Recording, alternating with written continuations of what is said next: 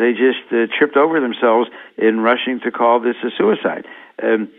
Take your time, wait, evaluate, do what you're supposed to do in a thorough and detailed fashion. So, we have all kinds of travesties of justice, ranging from quite gross incompetence and inexperience, such as in the JFK assassination, with two naval pathologists, Humes and Boswell, doing the autopsy on our president, dead of multiple gunshot wounds, questions to be determined, trajectory, angle, distance, range, sequence, correlation with multiple gunshot wounds in Governor Connolly, also wounded, and so on. And so to do such a complex autopsy, they called upon Humes and Boswell from Bethesda Naval Hospital, who had never done a single gunshot wound autopsy in their entire careers. I want to repeat that for emphasis, should there be any listeners who still believe in the Warren Commission report, or who believe that, how can anybody have messed up? Well, start with that knowledge that the two guys who did the autopsy had never done a gunshot wound autopsy in their entire careers. Then you go to the Robert Kennedy case, where the autopsy was thorough, meticulous, detailed, fantastic autopsy by an excellent forensic pathologist, Dr. Tom Noguchi, formerly Chief Medical Examiner, Coroner of Los Angeles. And in the trial, Dr. Noguchi was never asked by the defense attorney about the distance and the range of the gunshot that killed Senator Kennedy that entered behind his right ear. Nor did the defense ever call an expert of their own. So here you have an example where the attorney falls flat on his face for whatever reason. And then go to the next Kennedy case, Mary Jo Kopechne, where you have the body of a young woman found submerged in a car in Poca Pond up there in Massachusetts, and a guy with the fancy title of Deputy Medical Examiner makes the amazing decision that it was not necessary to do an autopsy. And so no autopsy was done. So I always point out the three Kennedy cases to give an example of how things can go awry, of how the system can be misused for one reason or another. And just I'll throw in one more, Elvis Presley. The medical examiner knew that if he did the autopsy, the results would have to be disclosed, if not the next day, the next week, the next month. There's no way they would keep that undercover forever. So they finessed it by saying, well, the family wants a private autopsy. And they had the autopsy done by a private pathologist at a hospital there in Memphis. And yet the medical examiner, having signed off on the case, nevertheless, he goes and he holds a news conference. The autopsy isn't even over, obviously. Slides have not been examined, microscopic sections of the tissues. Toxicology obviously has not been done, and he is announcing that Elvis Presley died as a result of heart disease. Well, Elvis Presley died. Elvis Presley died as a result of 12 central nervous system drugs. He had antidepressant, anti-anxiety, sedatives, painkillers, 12 central nervous system depressant drugs. That's what he died from.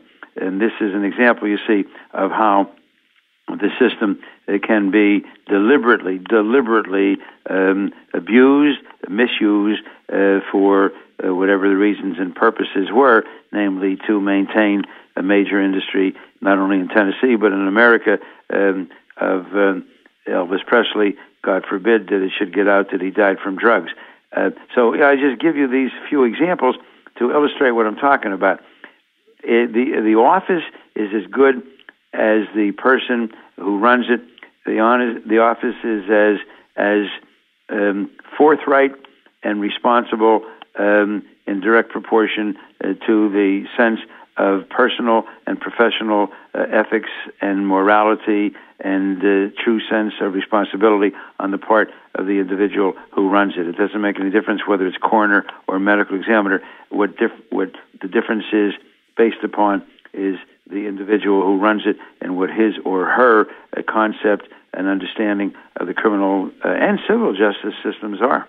John F. Kennedy, when an autopsy was done, his brain was missing. What do you think happened?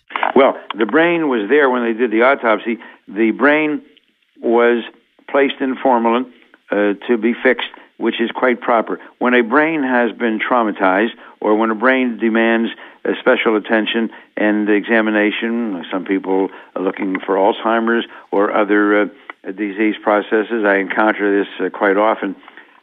What is done is the brain, which in the fresh state is a very, very dense, viscous, or semi-solid mass, however you want to characterize it, and it's not good to try to section and examine it. And if it's been in part lacerated and torn apart by gunshot wounds or so on, then if you attempted to cut it, it'll fall apart. You won't be able to ascertain things like the trajectory and so on. So what you do is you take the brain and you place it in formalin, which is the fixative solution that we use. Hospitals use it for their surgical specimens, your appendix, my gallbladder, whatever tissues come down in formalin for the hospital pathologist to examine. It's a universal fixative. So the brain, in the cases I've talked about, is fixed in formalin for 2 weeks.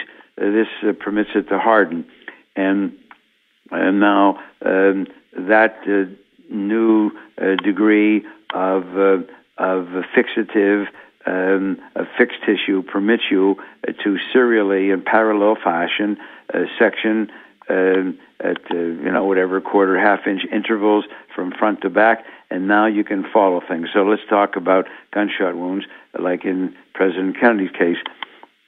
That was the idea of the brain fixed for that purpose. So on December 6th, exactly 2 weeks later, following the assassination on November 22nd, 1963, if you look at the Warren Commission report and you look at the autopsy report, you will see the following sentence.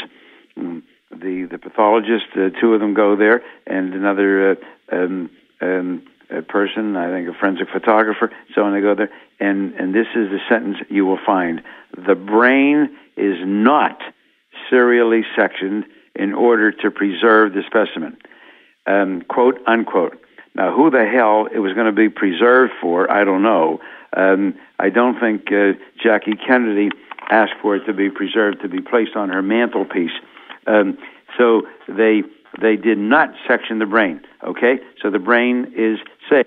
Now, nobody ever says a word about the brain until I went down in August of 1972 as the first non-government appointed, non-government sponsored forensic pathologist given access to the JFK autopsy materials.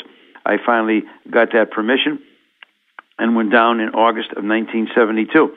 And I'm looking there, and I see in April of 1965, April 65, there is a memorandum of transfer signed by the president's physician in which he lists everything that was being sent over to the National Archives pursuant to an arrangement that they made with Jackie Kennedy, which she probably didn't even know anything about. Just asked to sign, giving all of these, everything.